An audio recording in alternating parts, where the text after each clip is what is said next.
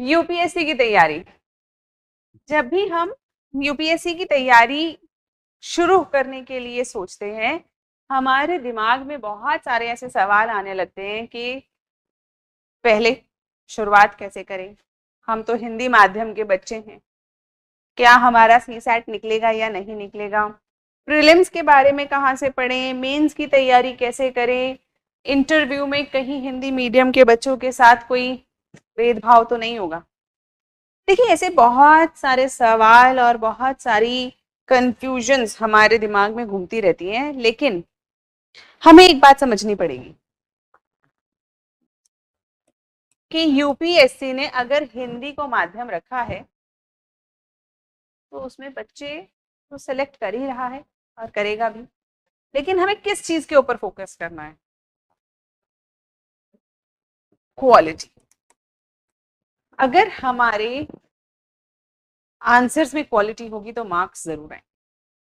और प्रीलिम्स का पेपर तो ऑब्जेक्टिव पेपर है, उसमें तो क्वेश्चन पढ़ा, जवाब दिया, अगर हमें आता है तो मार्क्स कोई काट ही नहीं सकता। तो यानी कि सबसे पहले हमें अपने दिमाग से ना ये सारी बातें जो हम यूट्यूब और पता नहीं क्या क्या देख के कई बार अपने दिमाग में भर लेते हैं, उनसे हमें बाहर होना है, क्योंकि उन सब बातों से कुछ फायदा नहीं होता। हमें फायदा होगा पढ़ाई करके उस फ्रेम में फिट होके जो यूपीएससी ने एक ऑफिसर के लिए बनाया है। और सबसे पहला है objectivity. Objectivity what? Objectivity of an officer. एक अफसर के जैसी ऑब्जेक्टिविटी हमारे पास होनी चाहिए, यानी कि जो करना है वो करना है, और एग्जाम के लिए क्या जरूरी है बस वही करना है। जैसे कि अगर हम शुरुआत से लें तो सबसे पहली प्रोसेस है प्रीलिम्स की।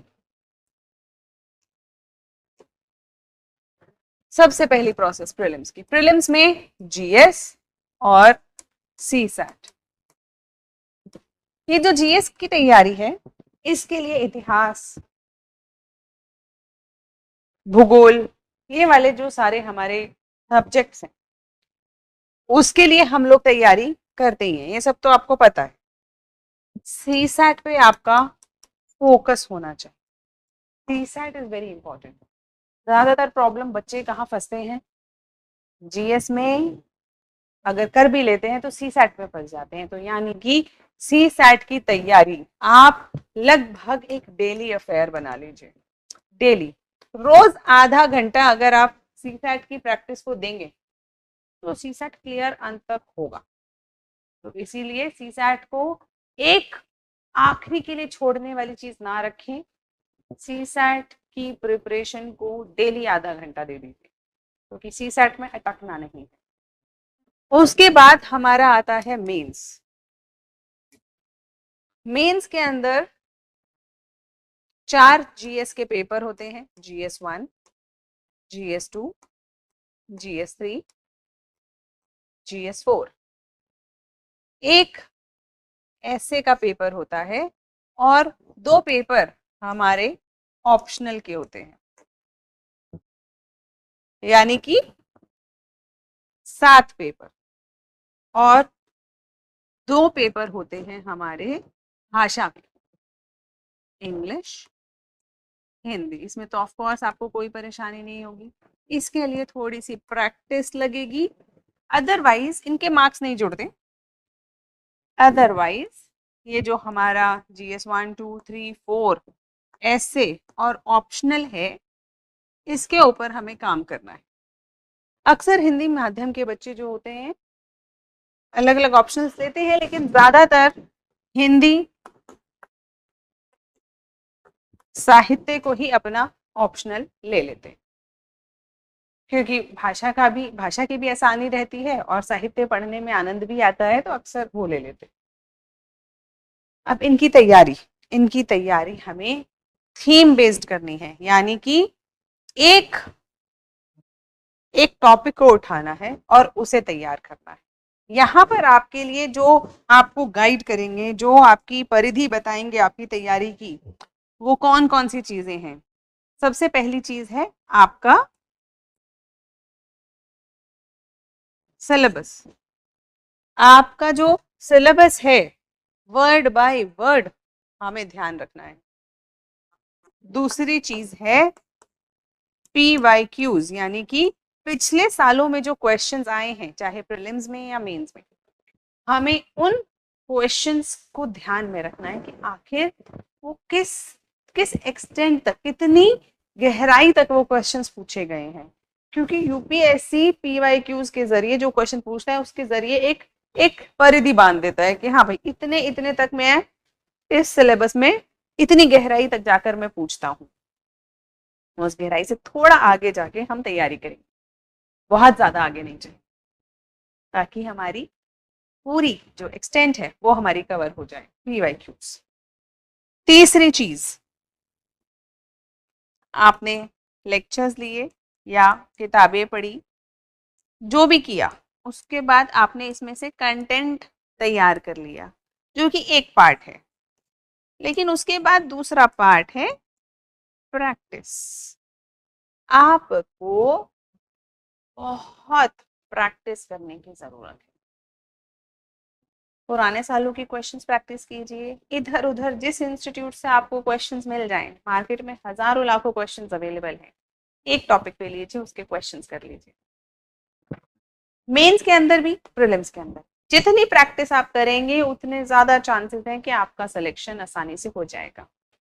परेशानी क्या है कि अक्सर हम ये कोशिश करते रहते हैं कि किसी तरीके से कोई चमत्कारिक चीज हमारे हाथ लग जाए, कोई चमत्कारिक किताब, नोट्स, लेक्चर्स या टीचर हमारे हाथ लग जाए जिससे कि हमें मेहनत ना करनी पड़े और सिलेक्शन हो जाए। लेकिन ऐसा होता तो नहीं है, सिलेक्शन तो आपका आपकी मेहनत से होगा।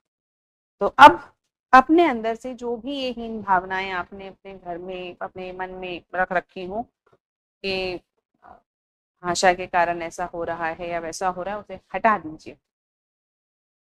हमें उससे कोई फायदा नहीं होता। अब हमें काम करके जो हमारा ड्रीम है, जो हमारा औहदा हम चाहते हैं, उसके लिए काम करके हम उसे पाएंगे। उसके लिए मेहनत करेंगे और इतनी मेहनत करेंगे कि वो खुद ही हमारे पास चलकर आ जाए, यानी कि we should deserve it and it will come. आप इतने अच्छे आंसर्स लिखिए कि एग्जामिनर मार्क्स दिए बिना रह ही ना पाए। इतना अच्छे से पढ़ लीजिए कि प्रीलिम्स का MCQ आप देखें और आपको सवाल का जवाब आता हो। यही हम करेंगे, कोशिश यही है ना। ठीक, अब एक सवाल बच्चों के मन में रहता है कि 2026 का अटेम्प्ट अगर हमें देना है तो हम किस तरीके से तैयारी करें। अगर आपको 2026 का अटेम्प्ट देना है तो मैं मानती हूँ कि आपने लेक्चर्स, क्लासेस या बेसिक तैयारी जो अपनी है वो आपने कर ली होगी। तो अब जुलाई से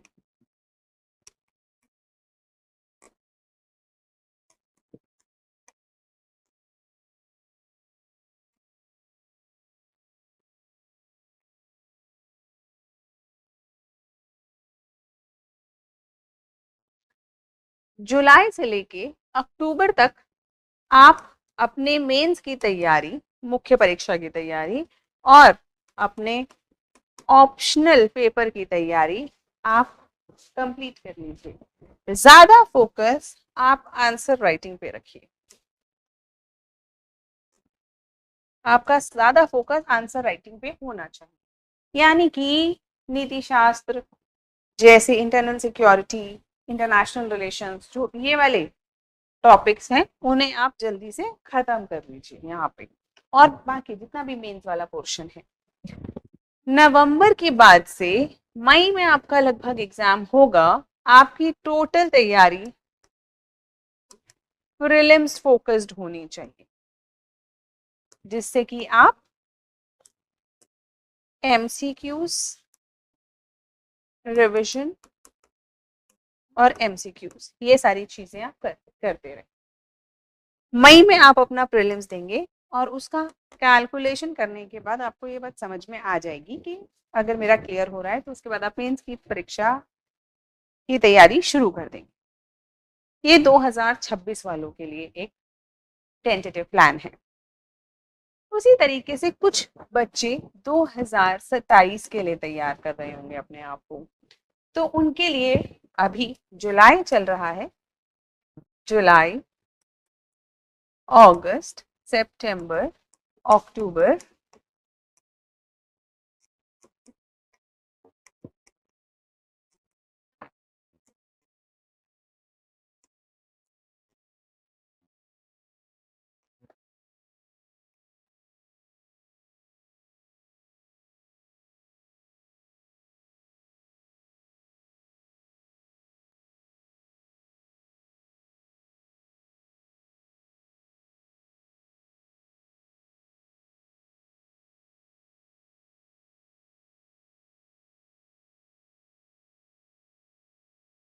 आपके पास लगभग इतने महीने हैं। दिखने में लग रहे होंगे कि बहुत ज्यादा है, अरे मेरे पास तो कितने महीने हैं, लेकिन आपको सच बताऊं कि जब हम तैयारी करते हैं तो कब ये महीने गुजर जाते हैं हमें पता भी नहीं चलता, कब गुजर गए पता भी नहीं चलेगा आपको। और ये बात आप याद रखिएगा, ठीक है। अभी हम इस अप्रैल तक कोशिश करेंगे कि मेंस की आंसर राइटिंग कंप्लीट कर लें, ऑप्शनल की क्लासेस कंप्लीट कर लें, ऑप्शनल की आंसर राइटिंग कंप्लीट कर लें। साथ साथ हम कोशिश करेंगे कि हम PYQs के प्रीलिम्स भी थोड़ा थोड़ा प्रैक्टिस कर लें। करंट अफेयर्स पढ़ेंगे लेकिन डेली, जिसे कहते हैं एक छोटी छोटी खबर को ट्रेस करना, ट्रैक करना, वो हम नहीं करेंगे। छोटी छोटी इंफॉर्मेशन को कलेक्ट नहीं करेंगे। हम करंट अफेयर्स के लिए कोशिश करेंगे कि हम थीम बेस्ड रहें। थीम बेस्ड मतलब एक पूरे इशू को लिया और उसे तैयार कर लिया। जैसे कि अगर हम समझें पॉलिटी के अंदर तो जुडिशियल पेंडेंसी, न्यायपालिकाओं में जो देरी होती है न्याय मिलने में, वो एक पूरा टॉपिक है हमारा। अब हम उसे पूरे टॉपिक की तरह तैयार करें। किस एक इंफॉर्मेशन को लेकर हम बात नहीं करेंगे।